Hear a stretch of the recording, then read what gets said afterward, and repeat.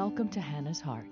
So Hannah, she's just one of the women who did struggle with infertility in the Bible. No matter who we are, we can be inspired by the fact that Hannah took her pain to God, and God heard her and was with her. So when she was praying at the temple, she had been weeping and not eating, and her lips were moving, but her eyes were closed, and the priest was like, "Hey, why are you drunk at the temple?" It can become an obsession when you want wanting a child so deeply. and desiring that baby and to be a mama. Every holiday, every Mother's Day. This is not a show that's going to promise you a certain outcome, but this is a show that says, however God answers your cry, we know that He's enough. Hey, I'm Ann. And I'm Kendra. And you are listening to Hannah's Heart today. We are a podcast and radio show dealing mostly with infertility, miscarriage, adoption, family growing, child loss, so many things. And I just like to basically sum it up these days and just say, like, if you're desiring a life that you don't have yet, but if your life just looks differently than what you thought it would look like right now, because that's a grieving process. In the way that too. God's building your family Right. is a journey. Right. Come on, because we've join covered with so us. many topics Right. now, I'm like, instead of making that long list, let's just say that. Yeah. But yeah, we have a very special guest on the show. If you're watching, you can see that we have someone in studio, and if you're listening, she might sound a lot like me. We get told that all the time because she's my baby sister, Sarah. No, Ann is not talking to herself. No split personalities here today. Yeah. We've been told all of our lives that we sounded a lot alike. So her name is Sarah Williams. Hey, Sarah. Hi. She gets called Say most of the time at my house because that's what my kids call her, and Will calls you Say, and you know all the things, and I call versions. you Say K. But I'm glad you're on the show today. I was gonna let Kendra tell why she's here. Okay, the topic of the day. So you are not yet married, Correct. and you represent a part of our audience that people actually are following, that fall into this camp of, you know what, I'm waiting for God to bring my spouse. I desire to be a husband or a wife and to have children, but you know that I'm waiting. I'm in this season of waiting. And that's a little bit different than infertility, but it still strikes at a very real desire of our heart. And especially in today's culture where I think things are just so much different than they used to be. And the reason Anne's having me introduce the topic is because I was the old cat lady for a long time. Not really. I did not have a cat. I have a cat now.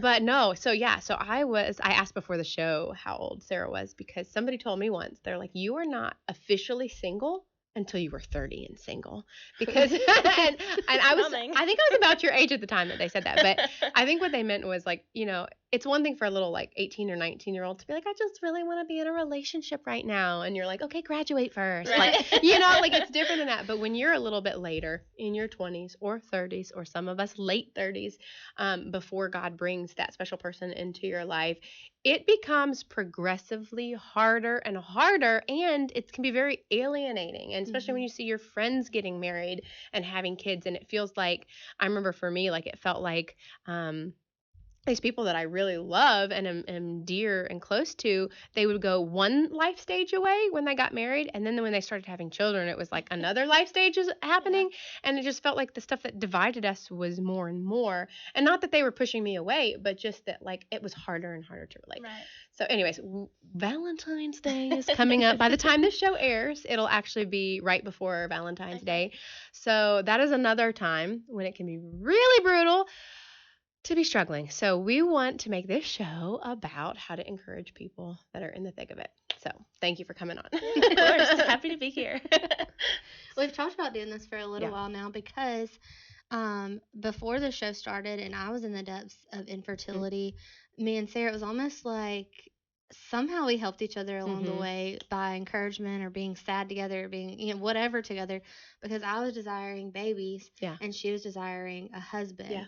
And so I know it's different desires, but still what I said at the beginning of the show, our lives looking different than what we thought that they would or that they should, or seeing those friends get engaged and have the showers and get married and all the things that you're like, that looks like so much fun. Mm-hmm. And I want him. I Yeah. want that husband, you know. And then the same for me, baby showers, baby announcements, having a baby. I want that extra stocking like we always talk about. And so, you know, going through that together, I feel like brought us closer Mm-hmm. together because we were both yearning for something that we had no control over when Yeah. would happen. Well, and your pain brought you together, but also the answer, like the solution, Yeah. is Christ. And Right. so, like, when you're encouraging each other, it makes sense when you're just like, just wait on the Lord and wait on His timing. Yeah. Scripture, I love how it can apply to like every culture, every time period, and Mhm. every individual. It can just like cut to the, it says that it's like a sword that divides soul and spirit, joints and marrow, and it judges the thoughts and attitudes of our heart. And like God's word is so helpful, whatever the desire and unmet expectation you have is. But I want to grill Miss Sarah for just a minute. So Okay. let's talk, because I have probably a long list of things of like what not to say to somebody who is single, okay? Because there's so many things that people say that they think are being helpful, but actually they just are little tiny daggers Yeah. in your heart, or they're just annoying. So Yeah. is there anything for you that comes to mind? One that's probably been said the most to me is, like, he'll come when you're not looking. Yeah. And for some reason also, my mother loves to tell me, like, your Mhm. prince is coming. And for some reason, maybe it's my mother or maybe Mhm. it's just because it's me. I'm like, that's the worst thing. Like, my prince is coming. Like you're come not on. thinking, you're not expecting a perfect Right, person. like, I don't need you to say that. Just Yeah. like, and I can make jokes about it. I Yeah. know people are like, you don't have to say that. And I'm like, Yeah. I can joke. Yeah. It's okay. So, yeah, I think he'll come when you're not looking for it. Yeah. 'Cause I'm not out there digging for this man, Yes. like, I am waiting Yeah. on the Lord and praying and, searching and longing for that still, but still waiting. Mhm. But you don't have to ensure me that he'll come when I'm not looking. Right. So, Did you ever get like, oh, like people that would say, for me, it was when I finally became content that Yeah. the Lord brought this Right. person. Right. They do that with infertility too. Oh yeah. And people will use that as if like contentment is this magic like key Yes. that unlocks. And let me just say, like, just because somebody doesn't have a husband does not mean that they're not content right Right. now, or that That's they're very not trying true. to Yeah. just because they don't have just because they desire children doesn't mean that they're not choosing to walk in contentment Right. in their time of not having kids. So sometimes it feels like an accusation, like, hey Sarah, get your life together, just be Yeah. content and it'll Yeah. happen because that's what worked for me. Right. And again, no judgment to people who that was their story, Sure. because I know for a lot of people God did move their heart to a place of contentment and then He brought that in. So that's Right. awesome, but everybody's story does not look the Right. same. I feel like that's the same thing when people say like just foster to adopt, Right. and it's like it is not Yeah. that easy. And just because her story worked where she had a baby after she fostered Yeah. doesn't mean I will. That was my story Yeah. after I fostered for 2.5 years, and so we still had a time of waiting after doing foster care to have a baby. And so yeah, I just feel like it's about the same thing. There's no I feel like perfect plan for anyone other than desiring Christ more Yeah. than that man or more than those babies, and always keeping your eye on him. That can be the number one goal Mhm. for everyone, but Yeah. all of our stories look so different that I don't feel like that's helpful for someone that doesn't know if he's Mhm. coming Mhm. Yeah. to Well, I say feel that. like in college, like when I started, past the age of 18 and you're out of high school, that's when people really are like, be content where you are right now. Mhm. He'll come when he comes. And I'm like, in my prayer, in my mind, in my heart, I'm like, God, I am content with you. So you're hearing me say that. I'm happy with you. You know my you are heart. enough. So like, bring me my husband now. Like, Yeah. I'm content. But I felt myself praying that prayer, God, make me content with just you, Mhm. but not really being okay with it. Yeah. And so now, 28, all these years later, I do feel like I can confidently say that I'm content. Of course, I still want that, but like Mhm. looking around in my life, I'm very thankful for where I am and the things I've gotten to do that I might not have done if I was married, or the friends that I've made that I might not have made if I was married. So, Let's talk about that, because Okay. I've heard a lot of people say that singleness is like this really unique opportunity. And a lot of times, a lot of emphasis is put in churches on marriage and how Yeah. this is the covenant that represents Christ in the church. And it's like elevated, and it's a wonderful, beautiful thing. I don't want, that's all Sure. true. That is all Right. true. But it can sometimes make single people feel like, I'm not where I'm I've supposed to just be. not achieved the holy matrimony title. So like, But yet I have seen so many people that have used their years of singleness, because I think there's a verse in scripture that does talk about like a woman's desire who's married is for her husband, but a woman who is single, or a man who is single, like their heart is for the Lord. And I think what they mean by that, not that married people can't have hearts for the Lord, but that your commitment and your time is freed up in different ways when you don't have that. And so I have so many friends that we had another single person on the show that she's a missionary, and like she was a mama to so many children. And so how have you used your season of being single to draw closer to the Lord? And is there anything that God has laid on your heart ministry wise? I will say that, well, I'm not a missionary. Sure. I will not say that I've spent my time, as well as she has maybe, but for a while I helped in the children's ministry at my previous church, and I do feel like when I moved to this church that I'm at now, I haven't been as involved, and I feel like as a single person that's almost been like a conviction for myself that I've felt I don't have a husband, so I don't need to lead in this area. I don't know the couples or whatever, so I don't feel like as invested or involved as I should. Or you also will changed let churches myself. during COVID, Right. during that time. So I feel like that kind of got you to keep from getting involved at first, and now it's just been hard. And you've also, I don't know if you call this a mission. In my heart, it's a mission because she has been so involved as we have gone through foster care. Sarah might not be on paperwork, but she fostered with us. Wow. I mean, like, so available to help just about anytime we needed. Anytime doctor's appointments or whatever she could do, even though she has an 8 to 5 job, she tried to be there any way possible, helping however she needed. And then I will say, she and then one of our other good friends, who's basically like a sister to us, she's single as well.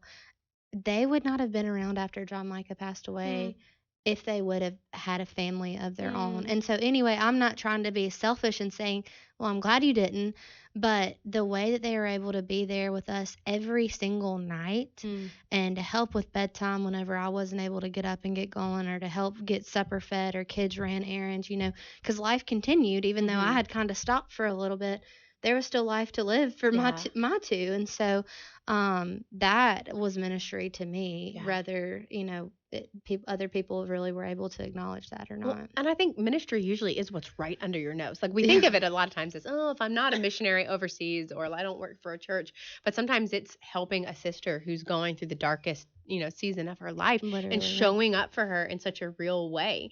And it's making yourself available to the Lord to say, here I am, Lord, send me, use me. My hands are your hands, my feet are your feet, my eyes are your eyes. Like, and so that's so beautiful that you were able to step in and be that for Anne. And I think the relationship between singles and marrieds is something that, like, we do feel that division, like single, like I was talking about, the life stages feel like they're pushing us apart. But that's all like in our heads. That's not necessarily real. Like, it wasn't necessarily real people pushing me away. But I think when we help and serve each other who are different from us, it allows us to take our mind and our focus off of our real problems of, like, I don't have a husband, Lord, where is he? And then we see, oh, wow, even married people, like, even once I get to that stage, there's new trials, there's new troubles that are there. And the same for married people. Like, it's easy to look back on singlehood and be like, oh my goodness, she can watch whatever she wants. Like, she gets to have a bubble bath at night. I think us just being silly one time, we were like, the people who say they're tired before they have kids, they don't know what you don't know what but that you do. Yes. As you're, it's just different. It's just different. Tired. It's different places in life. One thing that Sarah said that meant a lot to me, and our other friend that I'm talking about, they said after watching Will and I walked through John Micah, that watching, what did you say? Just watching how Will, like, going through a grieving process, like the deepest, darkest part of your life that you can imagine, having someone like Will. I know there are other great men out there, but in my life, someone like him that I've grown up with and seen him love my sister so well through a lot of happy times. It was a blessing to watch him love her through the hard times, and for her to love him back in return, but for him to really step up and be there and be what she needed during those times. I mean, we've joked about, there's no good men like Will out there anymore. He's just the best. We'll never find a Will. But it is it's encouraging to know that there are people right, and to pray and hope that I do end up with a man who is somewhat like Will. Well, let me tell you this. My mom used to tell me this all the time, and it was so helpful. She'd be like, "You only need one." Oh, that's very You true. know, Yep. because I'm like, there aren't any men. And it always made me think of in Scripture Elijah, whenever he had this like mountaintop experience. You know, when like the prophets of Baal were worshiping, and then like the water, you know, he dumped the water on. God brought the fire, and then Jezebel got mad at him and wanted to kill him, and he freaked out. Like he just had this amazing experience with God, and then he runs and he's terrified, right? And he like legit runs. Like he doesn't just like run for a day. Like it's like this huge out of there. journey. Yeah. He keeps running and then falls asleep and gets revived, and then like he is freaked out. So then he goes to this cave, and then he throws this royal pity party for himself, which is so relatable for me because I have been Elijah. This is why I love this man. So he's like in the cave, and he's like, God, it's just me out there, and there aren't anybody else, and I'm all alone. And God literally, he comes and he's like, hey, how about the other thousands of prophets that are in the hills? Like, you are not the only one serving me. And he just got in that mindset because he was lonely. And on that mountaintop, he might have been alone. But there were so many other people. And like shortly after, there's some people that God brings as servants into his life to minister to him. And it's really easy when you're single to feel like, Lord, I am the only one out there who's serving you, especially because, let me just tell you guys, for those of you that can't see Sarah, she could be married. She could be married yesterday because you're gorgeous and you have a beautiful personality and a beautiful heart. But what you're waiting on is somebody whose goals and heart lines up with the calling that God has for you. So, you know, it's when you're waiting like that, it can just feel really easy to be discouraged, like Elijah. So what are the things that you do to try to keep your focus on the Lord? Well, definitely having a close group of people that know where I am. And I mean, I have lots of friends who know that I'm single and want to get married, but like, you know, a good 4 people that I go to, and they're all in different stages. My close friend who's single, my sister who's married with kids, but young, and then I have a friend at work who's older with children who are 10 years old, and she also was married later in life and had children later in life. And so I feel like I kind of grasp a little bit from each of them where they've walked the different journeys and ended up where they have, and just value their opinions. Also, of course, searching in the Word and just having a stronger prayer life, I feel like has come along, you know, later in these years, and really seeing, you know, the Lord does hear me. It doesn't matter if I'm seeing my husband right in front of me right now, like he is hearing me, and he knows what I want and what I need and when I need it. So that's just awesome to have that community. And it's also nice to have a community that's not just focused on trying to get you married, because a lot of times people will try to be helpful and like the blind dates and the setups, and they're like, we know that she wants this, and so we're just gonna make it happen. And then like I would have people try to hook me up with people over the silliest things. They're like, Kendra, I got this guy. He's perfect for you. You should see his car. Somebody said that once. I was like, so you thought of him for me because of his car? I don't even know the names of cars. Like I couldn't care less about cars, you know, but your community, like it sounds like they're, you know, it's helpful to focus on what is my calling as a human being, because the end goal of life, listen up, y'all, I'm preaching to myself here. The end goal of life is not to have children. The end goal of life is not to be married. Those are beautiful callings. Right. And God can use that, but the end goal of life is to glorify God. Right. And you can do that if at any stage that you are in. And so if you throw yourself into that work of glorifying God, it makes it seem like, you know what? If a husband doesn't come along, like I still desire that, I'm still moving towards that. But if he doesn't come along, Jesus and me are good, man. We're running this race together, and I'm throwing off everything that hinders and the sin that so easily entangles. I'm running with perseverance this race marked out for me, and it's not wasted time. A lot of times when we think about waiting for our spouses, we think like literally you're just sitting on your hands, like, you know, you're doing nothing, but you're not at home at night like just sitting on your hands. I mean, you might be at home. I don't know if you're an introvert, an extrovert, but you know, you're you're serving others, you're pursuing the Lord, you're growing as a person, and that's huge, and that applies to anyone who struggles with infertility listening to this as well. For sure, for sure. Because yeah, it can always be tempting to what you were just talking about, sit and mope, and just tell God like you haven't answered. Yeah, I've prayed how many times now? Have I prayed this same prayer, and you still seem silent? Yeah. And so it's hard to not let yourself sit in that sometimes. But we have heard countless stories, and then there are so many scriptures, and of course, none of them are coming to mind right now. But like, I looked at one time how many times the Bible has the word wait in it, and it's like I can't remember the exact numbers, but it's over 1,000 times that the Lord says to wait, to be still, to be quiet, to wait. And we have to realize that that's okay, and that waiting isn't sitting with your hands under you, like what you were just saying. Waiting, you can be waiting for what He's going to do while you're serving other people, while you're doing what He has called you to do, while you're trying to live your best life, but your best life honoring, the Lord. And so I think it can be so encouraging watching people, whatever you're waiting on, serving the Lord while you're still not necessarily getting the answers that you're desiring. And so much about waiting is trusting the character and the nature of God, Yeah. that He has what's best for you and He desires good things for you. Because I do this now with my daughter all the time. Like, she will want something so bad, like ice cream. Last night, man, y'all, we're making ice cream. And she just, Dad, Mom, Dad. And it's like, okay, yes, you can have some, but it's in the ice cream churner and you will destroy your hand if you put it in right now. It's not ready. It's not ready. We have to wait. Dad. And she just looked at me like I was depriving her, and it's like, sometimes I just wish I could get down in her little face and communicate to her how much I love her and how much I desire good for her. And, anytime I ask her to wait, it's usually like, yeah, we're going to put your shoes on before we go outside because it's 7 degrees outside and we don't want you to get cold. Sick. So yes, I'm all on board for team. Let's go play outside with the ball, but we got to wait. And usually it's while I'm preparing something for her to do the thing that she wants, that she has a meltdown thinking that I'm keeping it from her, and how much am I like? Jane can relate. Yes.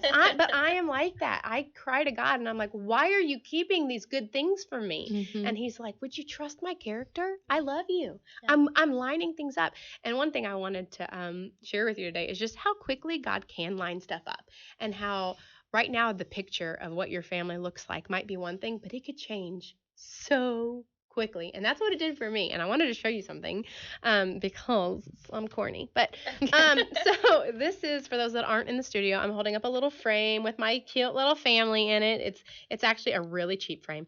It says love on it. I went out one Valentine's Day when I was single and still waiting for my husband, and bought this because I believed that the Lord had called me to be married. And I believed that there was somebody out there who existed that God had for me, and I just had to wait until God brought him into the picture. He wasn't in the picture. So I bought an empty frame and I wrote a prayer for the future husband that God had for me. And I put it up, and I put the prayer where nobody else could see it because I was like, I don't want people asking questions. But I put it on my desk, and anytime I would look over there and see this empty frame, I would pray for him. And I would pray for the Lord to help me to wait and to be patient for that season. And what was so crazy is I wrote an article for AFA when I was 30 based on that, because after I turned 30, and the guy that was like, you're not really single till you're 30 and single. I was 30 when I started dating Eric and met him. And I went from like 30 years of nothing. And when I say nothing, there were a couple of people that I prayed about, but no actual relationships, not a whole lot of Friday night dates going on. A few that ended not going anywhere, but and then all of a sudden he was in my life, and it was like within our relationship, we waited a long time as friends, watching each other and prayerfully considering it. But once he popped that question, man, it was 4 months later and we were married, and then like the pictures, and then we had, of course, waiting and praying for Eliana and for God to bring her into the picture. But we started doing something on our anniversary. We take a picture every year holding this frame. And so first we put our wedding photo in it, And then the next year we held up like one finger and held the frame of, oh, we made it 1 year. And now we're at the 5 years. And I just look at this picture of us, and I'm holding my daughter, and I've got a husband in the picture, and now we're praying for God to add to the picture again and add another little one. And I have a little happy for you. 1 second, let me get this out here. Because I wanted you to have your own frame, and I wanted to encourage you. Isn't that sweet? To go write a prayer, just trusting God that whatever he puts in this picture, and you might, if you're listening, you might be like, I don't know that God promised me a spouse, but know that whatever he's going to put in the frame in your picture is going to be good. And it could happen so quickly. I also have one little tiny chocolate rose for you because Valentine's Day is around the corner, and every woman deserves chocolate. So until you get the chance to have a man who appreciates just how special and precious you are and what a jewel that you are, I pray that the Lord, this is something a lot of people won't pray, I pray that he'll keep you hidden until a man who's seeking God, who's worthy of finding you, discovers you. I love that. Thank you. Big sister likes that prayer. She loves you so much. I do. Gushes off there. No, but I really appreciate you coming on today. I know we've talked about this a lot, and you've been nervous about it. Just a little. But it takes a lot to share. I feel like these secrets that we have inwardly, about these fears and anxieties of, when will he come? How, will you be 30? And I know you don't want to be. It could be tomorrow. Yeah. But I love this Even idea. if it's not, even if it's like years and years and years of waiting, it's worth waiting to be obedient to God, to do things in his timing, because you can trust his character. He is good. He desires good things for you. He loves you. And if you're listening this today and you're single, all of this applies to you too. And her number is... Yeah, no.